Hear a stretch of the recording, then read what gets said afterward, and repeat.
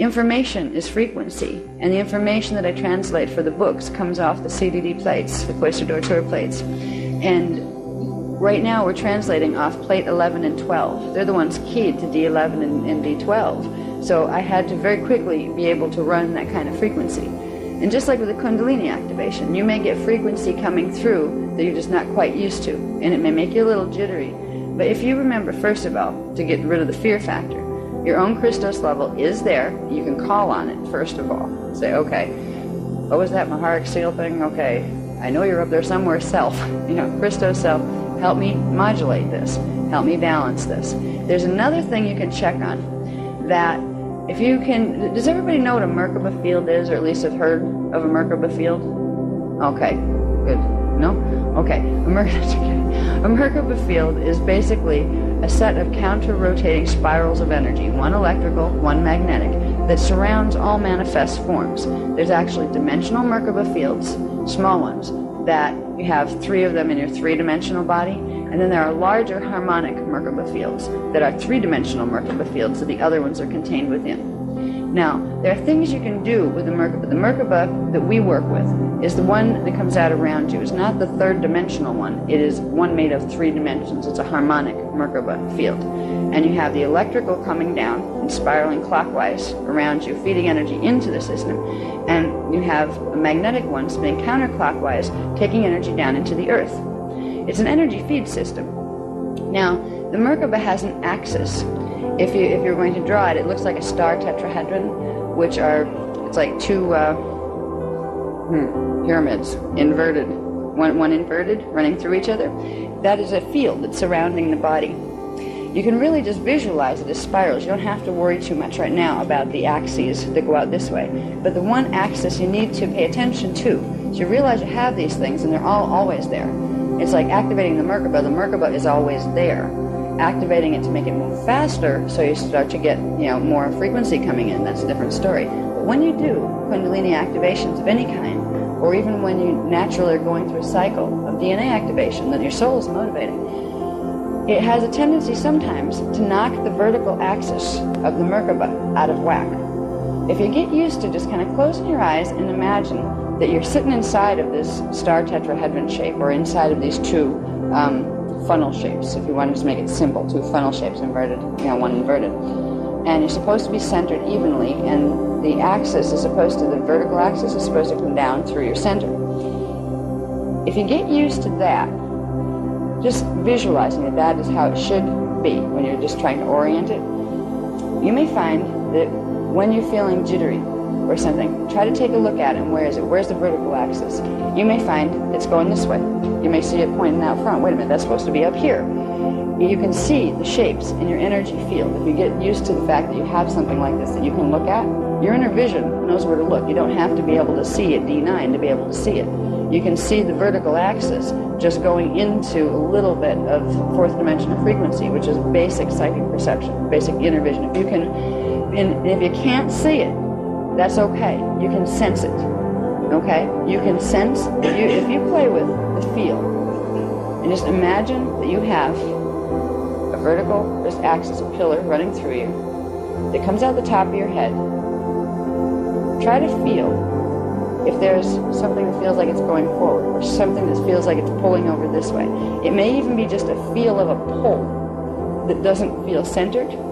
That's telling you that your Merkaba axis is out of alignment with your main vertical current, which is going to throw your energy around in ways that's going to be uncomfortable. One of the first things you can do if you get jittery or start to feel funny is to visually pretend you have your astral body here at your command, and see your ghost hand come up. Grab it wherever it is, wherever the top of the point would be, and gently pull it back up. And then see a pale silver light come down to hold it in. It kind of forms a pyramid around it where it holds it steady. Usually, if you're feeling discomfort, or if your emotional body's bouncing all over the place and you're just fatiguing and stuff, that means your Merkaba axis is out of whack. So that's one of the first things you can look for, whether you're activating Kundalini or not. But sometimes that happens with Kundalini activations. Now, with the Emerald Awakening, because that's one of the stronger, there are only 2 masters ones that release, the master codes that start the whole, the whole template activating. Because that would happen very easily with this kind. What the agreement is with your own Christos self is your Christos self makes an agreement with the level of you that's in density 5, your own Rishi level of self, to send a basic frequency down that makes that pyramid to come down over the Merkaba, which gives it a splint. It gives it, just, it can't wobble around too much, and it holds it, and they tend to keep it there for about 2 years. So you don't have to worry too much about it, but sometimes you'll find that if you have a lot of energy built up, and it's not just the Kundalini activation. If there's other stuff that's been bugging you and it's been building up in your emotional body and you had a lot of tension and stuff to begin with, that's when you might find it starting to go out of whack. It won't go too far because of the activation itself with the pyramid of light coming down from your own Rishi level. You can ask your Rishi at that point, can we pull it back up here a little bit, please? Okay? You can also, if you get bouncy from too much frequency, literally shake it out of the body. Physically move, let the body throw energy down, just into the earth. Get it out of the body. Because that's the problem. It's building up in the body, and the body circuitry can't process it fast enough. That's where you get agitation, and that can get scary. You can start to get heart palpitations and stuff because you get scared because you feel the energy coming. You don't know what it means. And then you start going into fear response, which makes everything. Your adrenaline flows, and you get that whole fight or flight instinct kind of thing. You don't need to go there with it, with any energy, really. Not just with activations, but you have energy moving through your body at all times.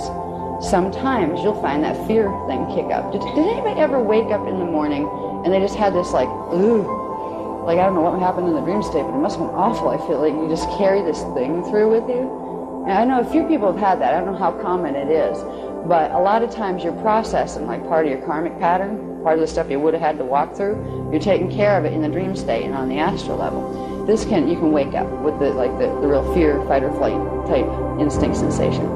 If you realize that those type of things are energy, even if you're walking down the street and somebody threatens you, if you can keep a presence of mind to realize, first of all, this is just energy. Second of all, I have my Christos level of self with me. It can help me regulate this energy. You can literally get your mind out of its binding. Because when you're used to almost subconscious fear responses to energy, to things, that will amplify when you do Kundalini activations, if you let it.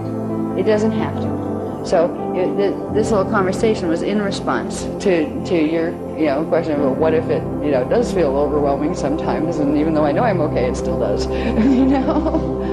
That can happen. It's usually it doesn't happen too often, but it usually happens when somebody has been waiting to grow for a long time. And there's a lot of energy that's been waiting to go, and you release it. When you start to activate, you release energy, and it brings more of you up and in. And that can feel like waves of energy that can be overwhelming. Again, basic coping skills. For too much energy running through, simple problem. Too much energy, you got to get some of the energy out. So you can open to your 12th chakra, 6 inches below your feet. Imagine it as a disc. If your energy is feeling funny and you're feeling all blocked up and built up, you can bet that chakra isn't about at least this big. It probably did one of these, and it probably went into contraction. So nothing's getting out, so it's building up more and more. What you need to do is just do the little, even if you're just going to do half of a Maharic seal, bring down the Hierophant symbol code, the 6-pointed Star of David in the pale silver. Bring it down and move it through with the breath, through the 12th chakra, stimulate, open the 12th chakra. If the 12th chakra is open, the natural conduit between the planetary grids, where your 13th chakra is anchored in the Earth's core, and the 12th chakra, it will create a natural pumping effect, where it'll drain energy from the system that's building up, and it'll also feed it back in if you end up drained for other reasons. So the planet will help you, and you'll help the planet.